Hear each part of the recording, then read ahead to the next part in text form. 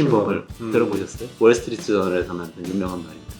한국에 치킨 버블이 일어납니다. 그럼에도 불구하고 핵심 질문에 대한 대답을 해야죠. 문재인 정부 이후에 자영업자분들 너무 어려워진 거 아니에요? 소득주도 성장 때문에. 여기가 지원금, 재난지원금, 뭐 복지수당 이런 거 다 합쳐가지고 보시면 계층별로 수혜를 얼마나 받았는지가 나오죠. 네. 근데 좀 놀랍게도 하위 계층이 수혜가 더 적어요.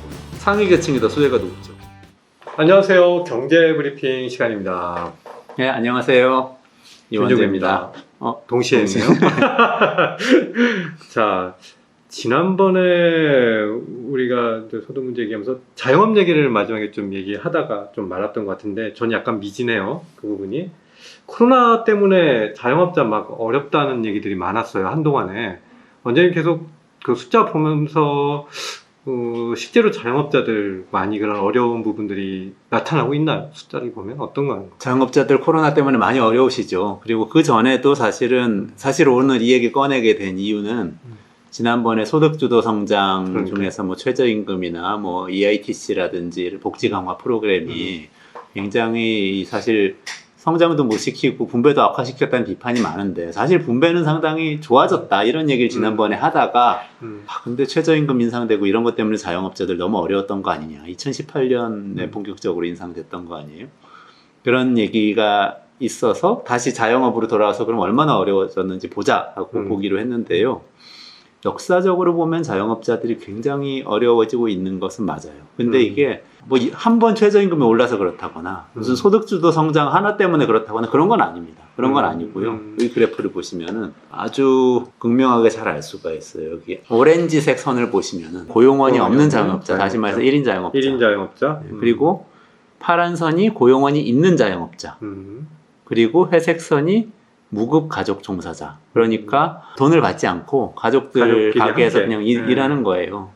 보통은 남성이 사장님이시고 아내분이시나 아니면 뭐 자녀들이 뭐 돈 안 받고 일을 같이 하고 이렇게 돼 있죠. 무급 가족 종사자인데 1980년대 한번 보세요. 1980년대부터 시작하는 그래프거든요. 80년대 고용원이 없는 자영업자가 30% 가까이 전체 취업자 중에 30% 그리고 무급 가족 종사자가 20% 그리고 고용원이 있는 자영업자가 한 5% 되니까 합치면 어떻게 돼요? 절반 넘잖아요. 절반이 넘죠. 55% 가량이 되네요.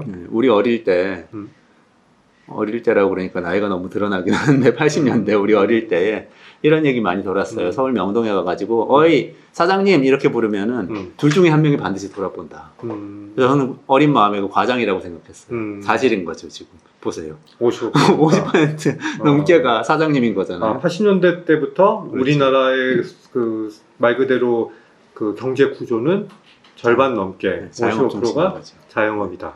이게 농업에서 산업화가 너무 급격하게 되다 보니까 보통 이제 서양 서구 국가들 보면은 자본주의화하면서 도시로 쫙 몰려와서 노동자로 다 흡수를 하면서 농민이 없어지잖아요. 그리고 소상공인들이 일부 주변적으로 있고.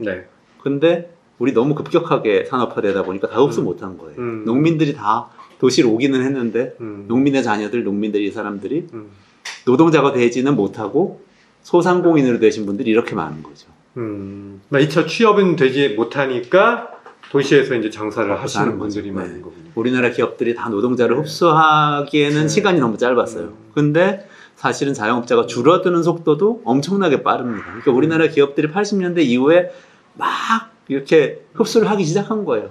많은 사람들이 노동자가 되고 그러면서 사실 기억하시겠지만 1980년대 후반에 88년, 89년 이때에 노동조합이 만들어지고 노동운동이 막 번성하고 이른바 뭐 민주노조 운동 같은 것들이 생기고 그러면서 노동자들의 막 권익을 주장하게 된 게 우연이 아니고요. 그때 노동자들이 많이 생긴 거예요.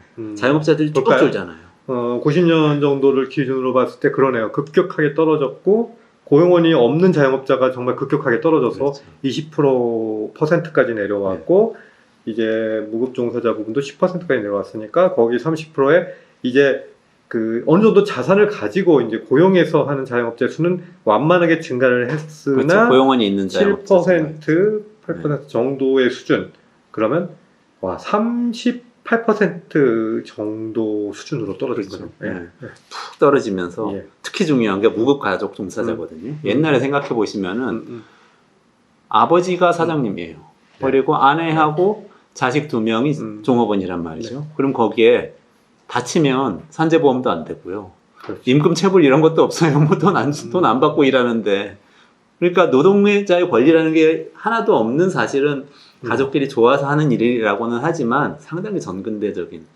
좋아서라기보다는 진짜 먹고 살 수 그거밖에 없는 생계 유지를 그것으로 하는, 그래서 뭐 동네에서 뭐 쌀집을 하건 뭐 떡집을 하던 이제 그런 그렇죠. 집들, 네네네. 그거밖에 이제 사실 생계 유지가 안 되는.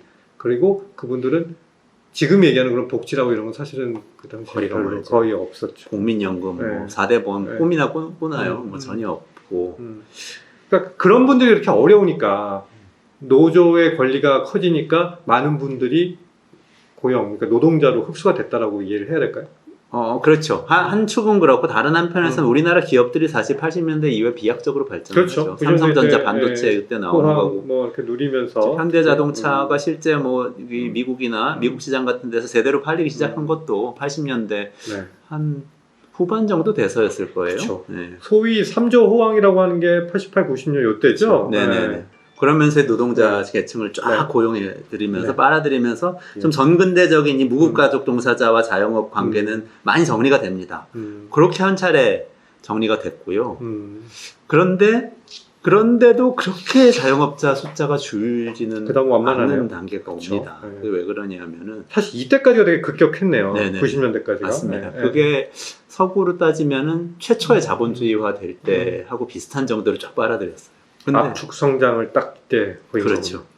90년대 들어가지고 조금 이 지형이 달라지는데요. 90년대 자영업자 안 줄고 이렇게 쭉 가는데 오히려 좀 늘어나는 경향도 그렇죠. 보이면서 기업들이 확 흡수하다가 갑자기 기술 발전이 너무 빠르게 돼가지고 90년대 초반부터 자동화를 굉장히 빠르게 시작해요.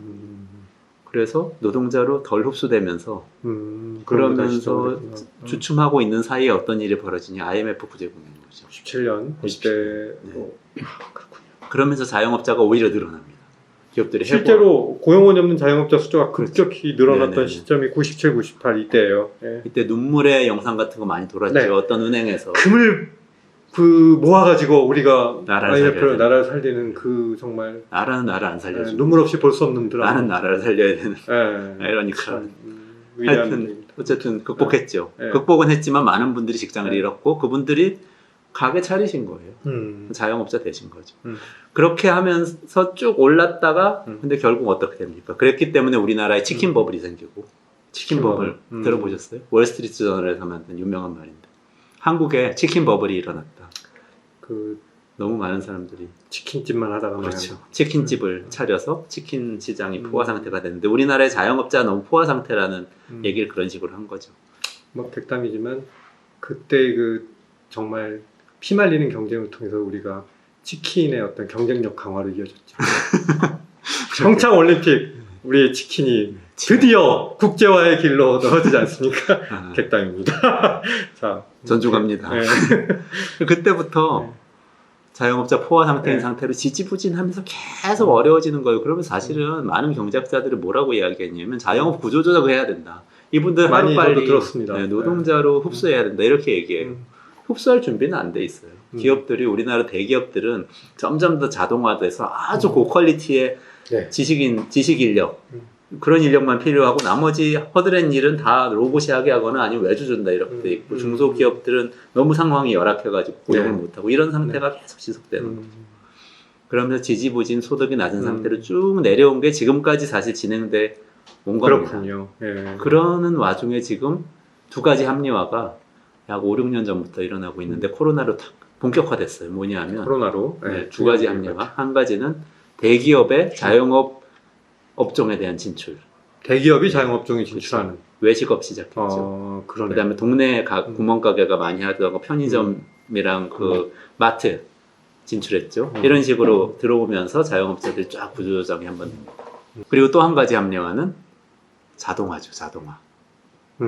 자동화, 디지털화. 그래서 디지털 전환. 디지털 전환으로 많은 사람들이 온라인으로 주문해서 집에서 그냥 택배 시켜서 음식까지 먹게 되고 거기에 더해서 자영업 안에서도 캐시어라든지 뭐 심지어 서빙이나 이런 것들 다 로봇이 하게 만들고 이런 방식으로 바뀌게 되죠. 그러면서 자영업 고용은 계속 줄 수밖에 없는 이런 상황이 있습니다. 큰 틀에서는 이렇게 쭉 진행되고 있다. 이걸 좀 염두에 두고 최근의 상황을 볼 필요가 있겠다. 근데 그럼에도 불구하고 핵심 질문에 대한 대답은 해야죠. 문재인 정부 이후에 자영업자분들 너무 어려워진 거 아니냐. 소득주도 성장 때문에. 제가 이게 좀 말씀드리기가 어려워요. 왜냐하면 너무 좋아지셨어요. 자영업자들이. 잠깐요. 선뜻 이해가 안 가긴 하는데, 그러니까 자영업자들이 좋아졌다는 말인가요? 자영업 가구 소득이 문재인 정부 시절에 특히 최저임금이 오르고 있던 시절에 급격하게 늘어났다. 통계청 가계금융복지조사 본 거고요. 요 그래프의 그 막대 길이가 가구 소득입니다. 직원이 있는 자영업만 보면 직원이 있는 자영업자들 평균 소득이 어때요? 예를 들면 2011년 같으면은 5천만 원 조금 안 된다는 뜻이에요. 그렇죠. 쭉 가다가 2017년, 18년에는 6천만 원 가까이 되시는데 18년에서 19년, 19년에서 20년까지 쭉 이렇게 계단식으로 올랐다는 겁니다. 가계금융복지조사는 2021년 자료가 아직 안 나왔어요. 그런데 2020년까지는 이 수치는 사실은 2017년 이후로는 국세청에서 보완을 하기 때문에 정확한 수치입니다.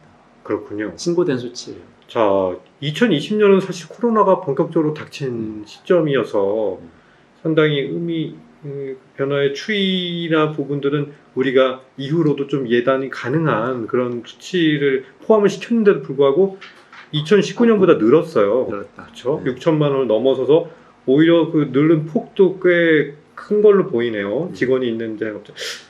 1인 자영업 가구 경우에도 추세는 비슷해요.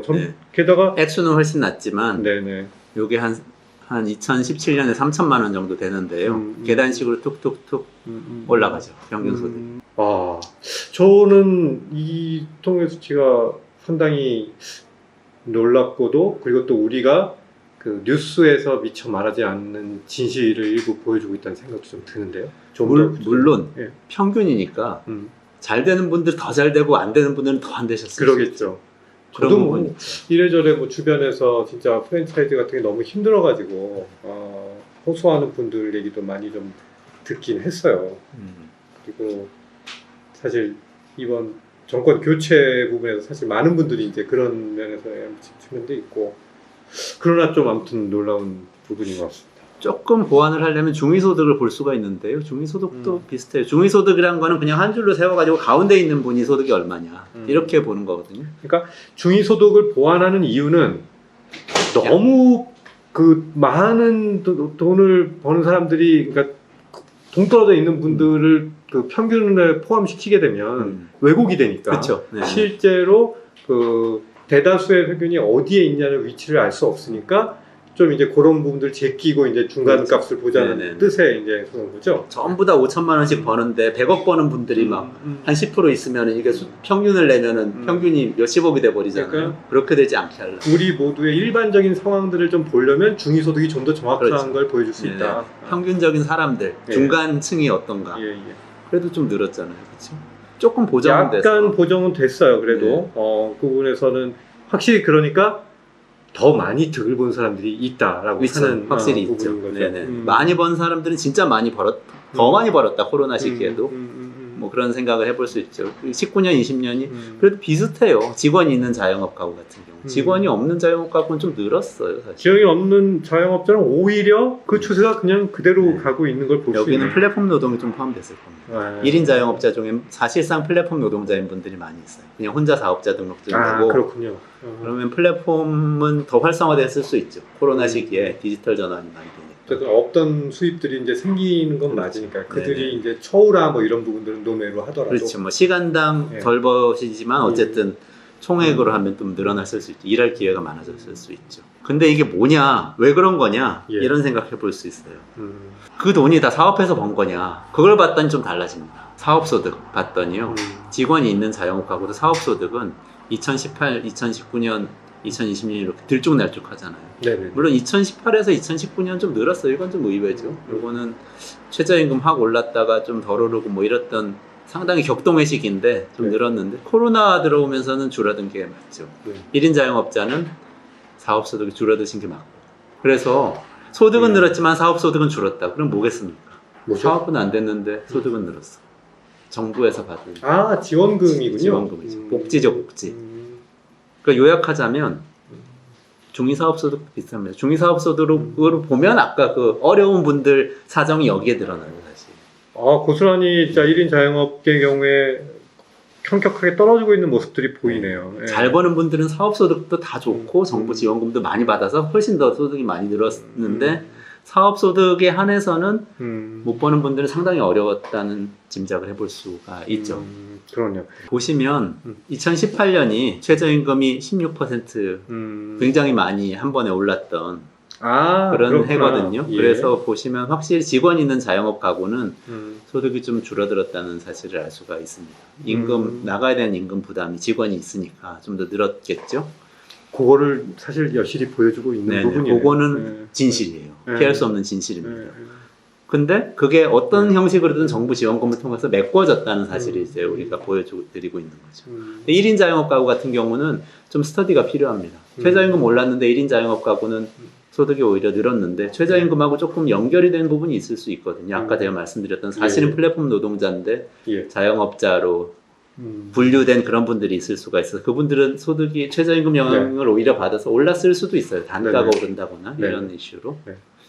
분명히 이 통계 부분은 여러 가지 생각들을 하게 하고 사실 이런 지점들을 정책 전문가들이 좀 더 꼼꼼하고 항상 치열하게 들여다보면서 평가를 하고 설명을 좀 하는 것들이 필요한데 설명하기 어려우니까 입을 닫아버리는 경우도 있겠습니다. 그러니까 이것도 다 진실이고 저는 제가 찾아본 이 수치들은 제가 확인은 했지만 언론에 다 보도는 조금씩 됐어요. 간헐적으로. 특종 아닙니다. 조금씩 보도는 됐는데 주목하지 않은 거고 받아들이지 않은 거죠, 사람들이. 그러니까 사실은 자영업자 문제를 이야기할 때 소득주도 성장, 복지 확대, 최저임금 인상 이것 때문에 자영업자들이 다 어렵다라고 얘기하는 거는 상당히 선동적인 프로파간다라고 저는 보여져요. 진실은 어떤 거냐면 그런 것들 때문에 어려운 부분이 생겼어요. 다 어려웠던 건 아니고 어려운 자영업자 중에 어려운 계층이 생겼고 그분들 사업 소득이 줄었는데 정부 지원금이라든지 다른 소득이 더 늘어나서 사실 그 부분은 평균적으로 메꿔졌다. 물론 어려운 분들은 더 어려워졌을 겁니다. 더 잘 된 분들은 훨씬 더 잘 됐을 거고 이렇게 정리하는 게 맞겠고요. 제가 조금 더 세밀하게 들여다본 가계 동향조사 자료를 한 가지만 더 보여드리겠습니다. 3분기만 한번 비교해봤어요. 2019년, 2020년, 2021년 3개 년도에 작년 3분기가 2021년 3분기가 지금 가장 최근의 데이터이기 때문에 그렇게 비교를 해봤고 계층별로 나눠봤습니다. 여기 Q1이 가장 가난한 1분위, 하위 20%, Q5가 상위 20%, 5분위 해당되죠? 5이라고 돼 있는데 그 전체 평균 이렇게 돼 있는데 소득이 각각의 연도에 어떻게 됐는지 총액을 나눠본 건데요. 이 5분위를 보세요. 상위 20% 자영업자는 지금 1,000만 원 넘었어요. 2021년에 이 코로나 상황에서 가구 소득이 월 1,000만 원 돌파를 했는데 아주 급격하게 돌파했죠. 2019년에는 900만 원 정도 되던 게 급격하게 오르는 거죠. 나머지 계층들도 정도의 차이는 있지만 조금씩은 다 올랐습니다. 이게 뭐냐? 이겁니다. 사회수혜금이라는 항목이 있어요. 여기가 재난지원금, 뭐 복지수당 이런 거 다 합쳐가지고 보시면 계층별로 수혜를 얼마나 받았는지가 나오죠. 근데 좀 놀랍게도 하위 계층이 수혜가 더 적어요. 상위 계층이 더 수혜가 높죠. 이게 3분위, 4분위, 5분위는 상위 60%잖아요.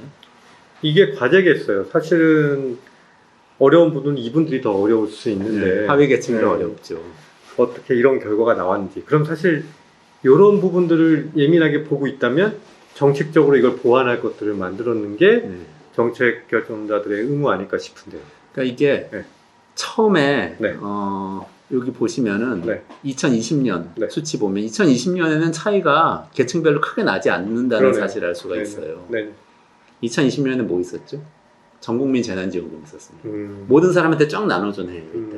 근데 그때에 한번 나눠주고 나서 그 여론이나 뭐 야당에서 어떻게 비판을 했냐면 언론에서도 많이 비판한 게 왜 모두한테 주냐, 필요한 사람한테 더 많이 줘야 된다, 손실 보상을 해줘야 된다라고 했거든요.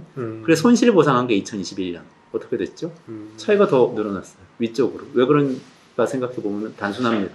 손실 보상은 손실이 많이 난 사람한테 보상을 더 해주는 거예요. 다시 말해서 자영업자의 경우에 규모가 클수록 보상을 더 많이 받습니다. 근데 규모가 큰 분들은 원래 소득이 많았던 분들이에요. 소득이 많았던 분들, 예를 들면 소득이 월 1,000만 원이었던 분이 10% 손실이 난 걸 보상해 주려면 100만 원을 줘야 되는데, 소득이 월 200만 원이었던 분이 10% 손실 난 걸 보상해 주면 월 20만 원이 되거든요. 이해가 됩니다. 그러니까 이게 정말로 이건 정책의 역설이라고 할 수 있는 부분인데요. 예를 들어서 기본소득이나 전국 보편적인 재난지원금을 비판하는 사람들은 정말 어려운 사람들의 더 지원이, 그러니까 정말로 어려운 곳에 손이 더 가야 된다라고 주장을 하지만, 실제로 정책이 집행되는 상황을 보고 나중에 통계를 재보고 확인해 보면 실제로는 그 자신의 손해나 이런 것들을 입증할 수 있는 여력이 있거나 또는 그 손해가 더 많이 났다고 주장할 수 있는 더 나은 자영업자들이 더 많은 부분들을 재난지원금이나 이런 부분을 통해서 사회 수혜금을 통해서 보전을 하게 되고, 결과적으로는 이들의 말 그대로 그 벌어들이는 액수가 아까 확인했지만 더 오히려 그 전보다 나아지고 있는 상황들을, 어렵다 하면 사실 보존이 되면 전에 정도 수준 되거나 좀 못 미치거나 이래야 사실 더 상식적인 거잖아요. 그래서 나아졌으면은 이거는 좀 해석하기가 조금 애매한 부분들이 있는 거네요. 그렇죠. 이 정치에 과연 의미가 있는 건지도 좀 다시 돌아가 봐야 되는 상황인 거고요. 네. 지금 다행히 이번에 국회에서 다시 결정해가지고 정액으로 모든 자영업자들한테 보상해주는 방식으로 이번에 좀 집행을 하게 됐죠. 근데 또 다시 또 새로운 정부에서는 타겟팅 하겠다고 하거든요. 손실 더 많이 난 분들에 그러네요. 더 보상해주겠다. 예. 그러면 이 기울기가 더 가팔라집니다. 예. 더 많이 벌던 분들이 더 많이 보상받게 되는 역설이 생길 위험이 있습니다. 이 정책의 역설 부분을 우리가 좀 꼼꼼히 지켜볼 필요가 있을 것 같습니다. 그래서 차기 정부가 제대로 좀 정책의 효과를 보고 실제로 그 밑바닥까지 그 수혜가 골고루 있도록 하기 위해서는 이런 어떤 통계의 역설 이런 부분들을 좀 귀담아 들어야 할 텐데요. 네. 원장님 말씀을 좀 들어야 될 텐데 좀 잘 좀 아시는 분들이 좀 있어요. 어떻게 저희 랩 2050 TV에서 많이 구독하고 좋아요 해주시면은 정책 결정하는 분들 우리 지난번 토론회 때 그 의던 그 국민의힘 우리 정책위 그께서 오셨었죠. 네. 다음에 한번 우리가 섭외를 진행해 보도록 하겠습니다. 오셔서 이런 문제에 대해서 깊이 있게 토론을 해보면 조금 좋겠습니다. 저희가 간곡히 호소를 좀 드려야겠네요. 네. 자, 특히 소득주도 성장의 잘된 부분들을 앞으로 잘, 뭐 이름 다 바꿔도 되는데 잘 이어가서 이렇게 어떤 손실이 생겼을 때 그 부분을 메꿔서 사업소득이 줄어들어도 살 수 있게 해주는 거. 그리고 조금 장기적으로는 자영업자분들이 저는 이해는 가요. 당장 소득이 좀 있지만 너무 앞날이 불안하기 때문에 또 더 어렵다고 말씀하시는 그런 부분도 있거든요. 예. 앞날이 불안하지 않게 사회보장 체제를 강화해서 연금으로, 노후복지로 이렇게 좀 구조적인 복지로 전환을 시켜드려야 됩니다. 이렇게 찔끔찔끔 생각날 때마다 주는 보상금 맞습니다. 가지고는 예. 조금 불안을 해소하기는 어렵습니다. 예. 아까 뭐 저는 이렇게 보면은 애초에 이제 그 고용 없는 말 그대로 이제 가족끼리 이제 하는 그런 어떤 그 경영이라고 하는 분들은 그런 자영업자들은 많이 줄어들었다라고 할 수 있겠어요. 그렇죠. 네. 네. 요것이 보는 사회 구조적인 문제나 분석도 좀 필요할 것 같아요. 아, 맞습니다. 네. 날카로운 지적 부탁드립니다. 네, 이제는 작은 중국 음식점이라도 동네 중국집이라도 다 예. 그 배달원들 산재보험도 해줘야 되고 네. 다 이 관리를 해야 되는, 그러니까 근현대적 고용관계로 다 바뀌어야 되는 상태라 이거에 대한 해석도 사실 그러네요. 깊이 있게 할 필요가 있습니다. 이렇게 자영업자 통계를 좀 살펴봤는데 우리가 세간에서 흔히 생각하는 것과는 실제로 완전 다른 모습들이 또 발견이 돼요. 이것들을 부지런히 챙기고 분석해야 될 정책 전문가들은 온데간데 없고 현실에서 정책은 좀 유리되는 모습도 많이 보이는 것 같아서 안타깝습니다. 노동과 자영업자 얘기를 했으니까 다음에 플랫폼 노동자 얘기도 좀 해주세요. 네, 찾아보겠습니다. 네, 알겠습니다. 숫자가 나오는 대로 말씀드리겠습니다. 지금 코로나 이후에 이제 또 플랫폼 노동, 기획 이코노미 이거 한번 다뤄봐야 될 건데 원장님이 또 날카로운 분석을 담은 인사이트를 기대하면서 오늘은 여기까지 하겠습니다. 또 좋은 컨텐츠로 찾아뵐 테니까 구독과 좋아요 부탁드리겠습니다. 찾아뵙겠습니다. 감사합니다. 감사합니다.